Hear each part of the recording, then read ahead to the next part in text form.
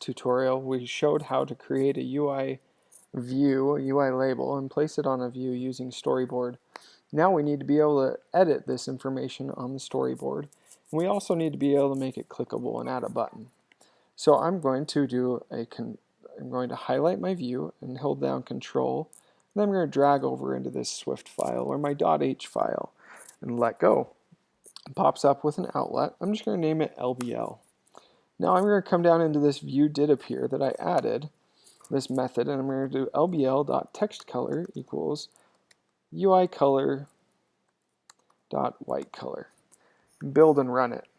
And as simple as that, I've drug out and created my label, and now I've actually changed the text color by grabbing the outlet and changing it to be whatever I need it to.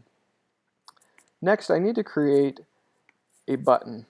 We need to figure out how to create buttons and how to use them. So I'm going to drag a button out here just underneath this hello world. We'll come out here and we're going to change its background color. Again, over here in the inspector you can see all the different information about it. We'll just make it yellow so that we can see it. I'm going to hide my inspector, and then I'm going to bring up my second editor here, and you can see it's selected to automatic. Now what I can do now is click on my button, then I'm going to Control drag over here, and I can do an IB outlet or I can do an action. I want to create an IB action, and we're going to make a type of button. You can see the event is a touch up inside. That's when your finger comes up off the screen. We're going to just call it button touched. Click connect. You can see that it's created a function there for us. Now I'm going to do an nslog, and we'll just pass in a string that says touched.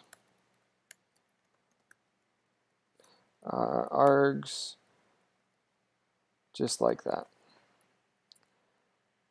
And now when I build and run, this comes up. I click touched, and you can see down here that that button was touched. We've got some placement issues, but that's what we covered in our last one. So what we could easily do here is come in to our view controller, and we're simply just going to click reset to suggested constraints on our view controller. Within this second editor, we can also go down to this preview and click preview.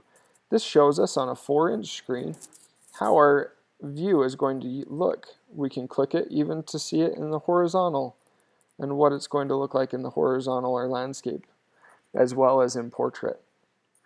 We can do the same thing clicking on our preview here and go back to automatic, and now we can change the same information about our button. So if we come up here and now we make an outlet for our button, we'll just call it button.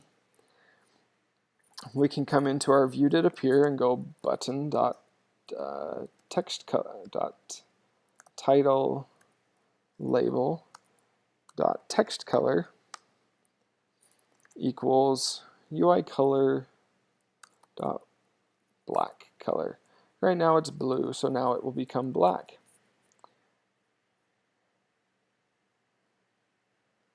And we can see that our color has changed. Now you notice that the question mark has been added. Sometimes you'll see a question mark or an exclamation point in that area next to a title label or something else that isn't required. You'll sometimes see a question mark saying it's not required, and if it's not required then we have a default value for it. We're not going to cover the question mark and the exclamation point at this point in the course, but we will later. What we're talking about today is simply just adding buttons and labels to a storyboard, being able to scroll through it, find what things you need, and be able to add it to the view so that we can be able to do our assignment.